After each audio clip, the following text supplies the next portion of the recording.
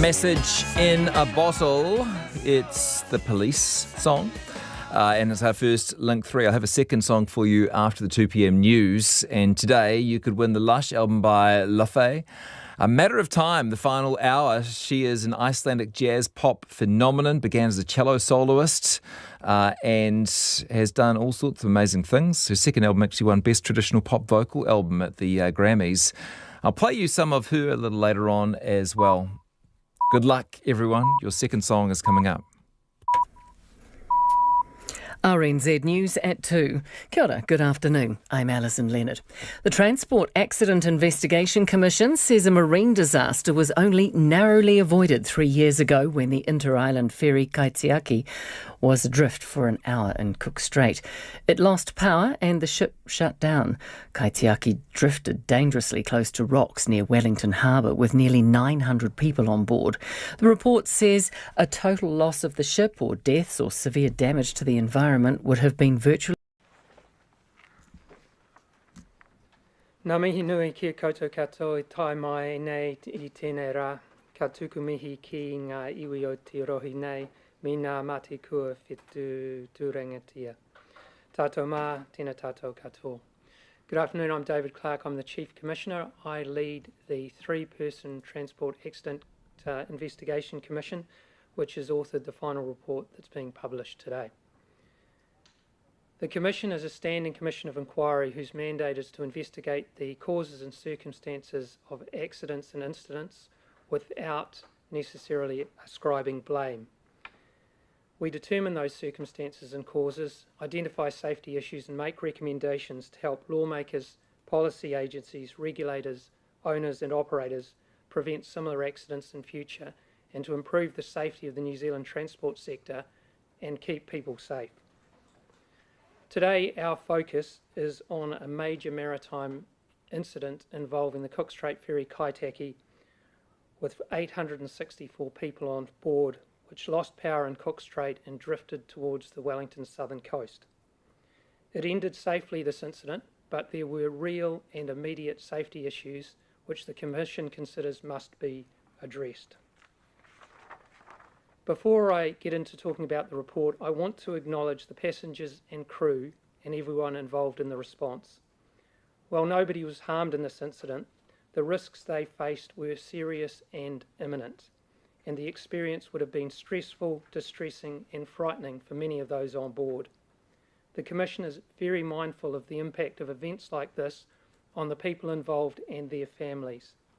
We have taken this very seriously and conducted an in-depth and comprehensive investigation.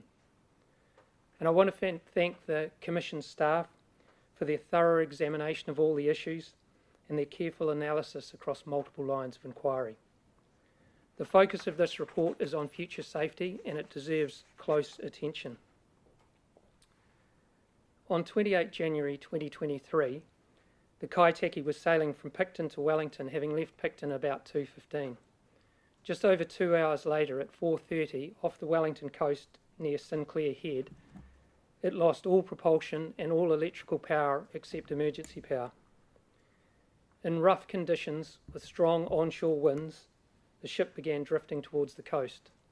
This is a hazardous situation for any vessel, let alone one with 864 people on board.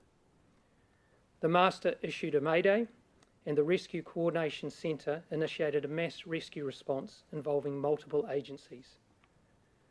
The blackout lasted over an hour, but the crew reacted immediately. They deployed one anchor which didn't hold, followed by the second anchor which did, halting the drift. Their actions prevented this incident from escalating. The Kaitaki at this stage was just under 1 nautical mile off the south coast. The engineers then identified the problem, made repairs, restored power and propulsion. The anchors were then raised and the 2 harbour tugs escorted the ship towards Wellington.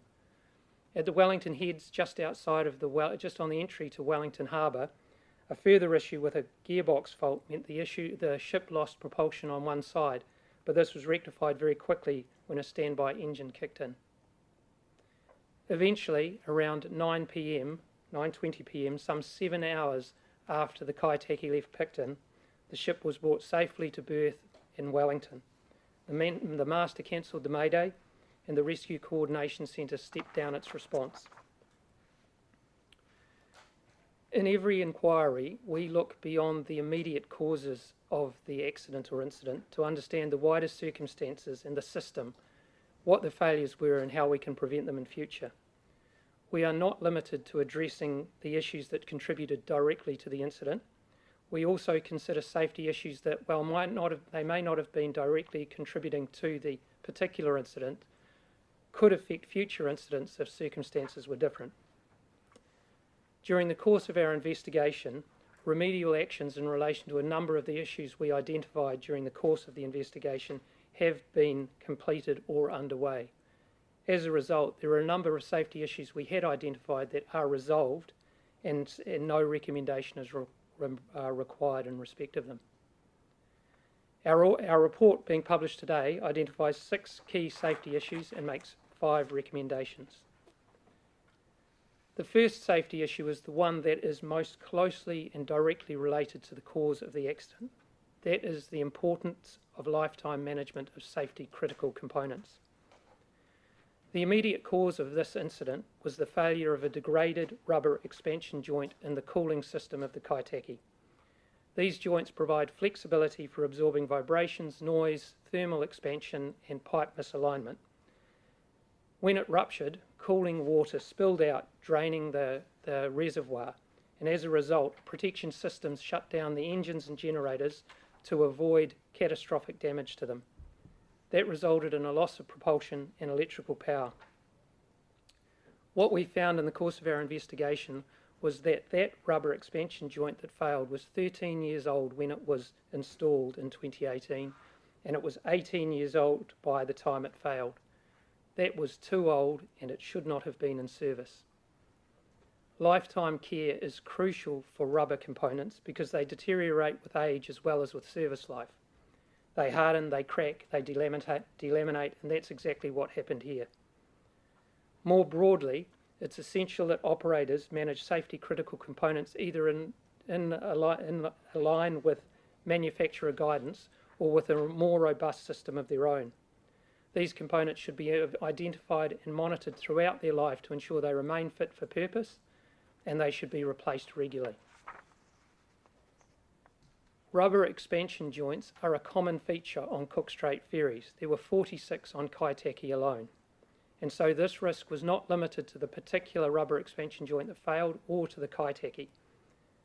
We identified this issue early in our investigation, and because of its scope and significance, we produced a preliminary report in 2023, 3 months after the incident, and that report made urgent recommendations directed specifically at this risk and ensuring the safety of passengers and crew on Cook Strait ferries. We are satisfied with KiwiRail's corrective action to address this safety issue, and so we haven't repeated our safety recommendation from our May 2023 report. The remaining safety issues go not to the incident and its cause, but to the response and how those responses could be improved. The first of those is engineering support. What we know is that safety systems only work if people know about them, use them, and practice them. With the ship drifting towards a lee shore, time mattered. The response of the master and the bridge team to this was appropriate, structured, and followed a well-understood and well-rehearsed decision-making framework. But the engineering response was not so structured and without a well-understood decision-making framework. The Safety of Life at Sea, or SOLAS Convention, requires emergency response planning to be part of a ship's safety management system. It does not require an engineering decision-making support system. However, Kaitaki's engineers could have accessed documentation procedures dealing with cooling water failures. However, we found no evidence that they were familiar with them or had practiced them or implemented them. That was a missed opportunity. A structured, rehearsed response could have resolved the failure sooner, and time was critical. As we identify in the report, if the ship had continued to drift to shore and not been arrested by its anchors, a serious marine casualty event was almost certain to follow. KiwiRail is addressing this issue. It is advised that it's undertaking a new analysis across its fleet, identifying and implementing system changes. It's also developing an updated engineer decision support system. The Commission welcomes KiwiRail's actions, but these actions are not yet complete, and we've made recommendations to support KiwiRail. Another component of the response to a major incident is the potential need to evacuate a ship. International rules introduced in 2016 require operators of newer passenger ships to analyse escape, evacuation and rescue in a particular way and on a particular regularity. The Commission considers that every ferry operator in New Zealand should apply the same standard of analysis regardless of vessel age. Passenger ship design has moved on a long way since the Kaitaki was built in 1995. A key principle now in ship design is that the ship is its own best lifeboat. The master in this case made the call to keep the passengers on the ship. That is consistent with the concept of a ship being its own best lifeboat and remaining on board unless demonstrably unsafe. Evacuating 864 people in severe weather near a lee shore in heavy seas and breaking waves and limited rescue resources would have been very high risk. KiwiRail has advised the Commission that it has commissioned an updated escape, evacuation and rescue analysis and created an emergency towing guide for the Kaitaki. And Maritime New Zealand advises that it is encouraging operators to conduct regular such reviews. The Commission welcomes this work but considers promulgation of the international guidelines to be a way to encourage consistent best practice across the industry. A further safety concern in any response is the need for emergency response coordination. If Kaitaki had grounded, the master would have needed external support to get the passengers and crew off the ship and to safety. That would have been a complex undertaking in challenging circumstances involving multiple seacraft, multiple aircraft and multiple onshore agencies, as well as the ship's crew. In those circumstances, it's essential that responders have a shared operating picture and a common understanding of roles, authority and resources. And the ship's crew should have experience working with search and rescue through regular joint exercises. But we found that responders did not have a consistent picture of events or roles, and coordination was not as effective as it could have been. KiwiRail had conducted drills, some with the Rescue Coordination Centre, but they were limited and didn't fully test the way in which the organisations would operate together in a real emergency. And nationally, there is a need to ensure that maritime response coordination and integration is at an appropriate level at every New Zealand port. Maritime New Zealand has advised the Commission that it's developing a new version of its integrated maritime incident readiness and response strategy, and it has formed a Cook Strait working group where it leads multi-agency operator tabletop practical exercises to ensure a common understanding of the response model. The work is not yet complete, so I've made a recommendation to support Maritime New Zealand.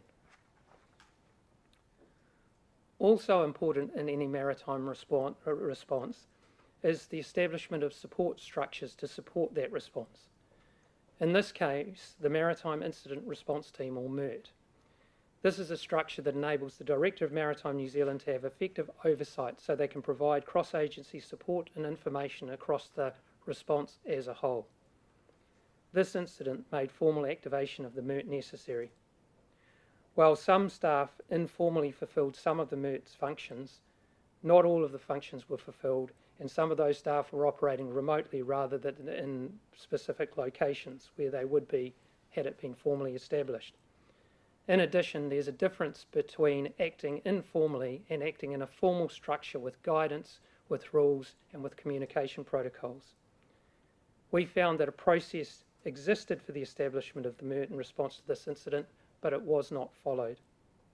The failure to establish a MERT did not contribute to or affect the outcome in this case, but had the situation escalated, the time necessary to then formally establish the MERT would have affected Maritime New Zealand's ability to respond properly. Finally, the issue of salvage and towage capability. New Zealand does not have a reliable ocean-going salvage and towage capability. That increases the risk that a disabled vessel becomes a major casualty, with the potential for fatalities, injuries, and environmental damage. A tow attempt by the Wellington-based harbour tugs in these conditions could have made the situation worse. Neither the tugs nor the Kaitaki or their crews were equipped or had practiced towing a ship of this size offshore in these conditions. We've recommended to Maritime New Zealand, the Ministry of Transport and others that they continue to work on strengthening capability in areas of New Zealand most susceptible to a very serious marine casualty event. This was a ferry with 864 people on board, 784 passengers and 80 crew. It lost propulsion and all but emergency power in conditions in one of the roughest stretches of ocean in the world.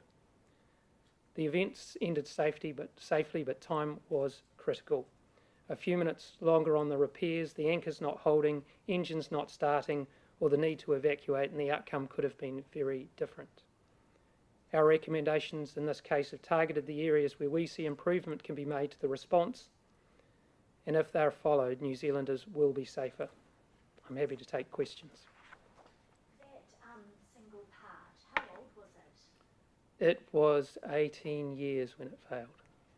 And what is typically its lifespan? So there are varying manufacturer requirements, but a good rule of thumb, which Kiwi Rail I understand is now applying, is 4 years of shelf life, 4 years operating life. So it was 10 years past its use by date, essentially? Yes. Yeah, okay. And how much did one of those parts cost? I don't know. Why wasn't it replaced? You'd have to ask Kiwi Rail that there was it should have been replaced in our view, but their management and maintenance processes didn't pick up. So it should have been replaced at the 10-year, at the 8-year mark? That's our view. With the talk of the tide change in the report, can you talk us through that? Because that would switch to an oncoming tide, right? Yes. To drag the ship towards the coast. Is that what you're getting at? Well, not so much drag the ship towards the coast, though that could have been a result. The focus we had on that was whether it would have affected the holding of the anchors. Certainly the onshore wind would have continued to push the boat towards. So the issue we considered in relation to the change in tide was how it would affect the anchors.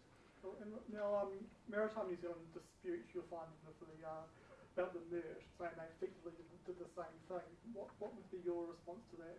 Well, as I say, not all functions of the MERT were being fulfilled informally, and there is a vast difference between informally fulfilling a role and a formal structure. And the MERT structure was established after a 2013 review of the response to the RENA grounding, and that was where the concept of the MERT came from. So establishment of the MERT is a necessary and useful step in relation to major and significant maritime incidents. Do you have, given Maritime NZ had 10 years since Marina to do that, and they're kind of disputing the facts now, do you have confidence in the Director of Maritime NZ to respond appropriately in a future emergency? So since the Kaitaki, there have been 2 episodes, the Aratiri and the Shiling. In both those cases, the MERT was established. With regards to the tug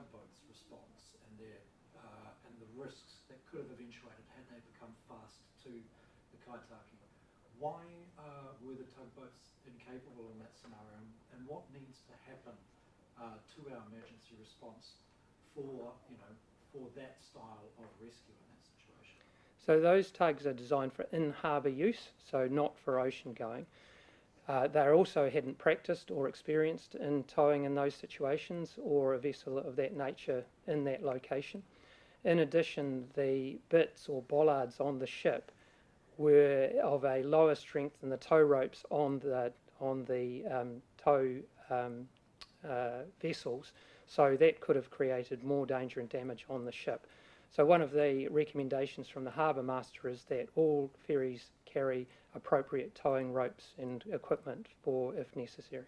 Does the Wellington Cook Strait area need a dedicated tug system for larger passenger vehicles, larger vessels, sorry? So what we have identified is that there is a capability gap in the towing and salvage in ocean areas such as Cook Strait. The actual mechanism or way of resolving that safety issue is one for the people to whom we make recommendations. You'll notice that our recommendations don't solutionise. We don't say you must buy a tug or you must contract a tug or a tug is the answer. What we provide is a clear description of the safety issue that alerts people to it, a recommendation that if met will satisfy it, and that recommendation is made to people with the expertise who consider how and when the best way to respond to that and solve that safety issue. What's your awareness of the nearest vessels capable of such a rescue? Previously they have been offshore in Taranaki. I understand that there aren't any currently in place there. Just back on the rubber expansion joints, Kiwirail's own policy said that they should be replaced no matter their condition every 2 years.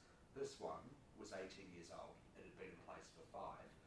It also, from those photographs, had stickers on it saying when it was produced. How shocking is this to you that it was still in place and in use and led to this incident? That was a failure of their system, and when our investigators looked at it and identified that age of that part, it was clear, and the state of that part, it was clear that delamination and degradation had occurred. So it was surprising to see that on board the vessel.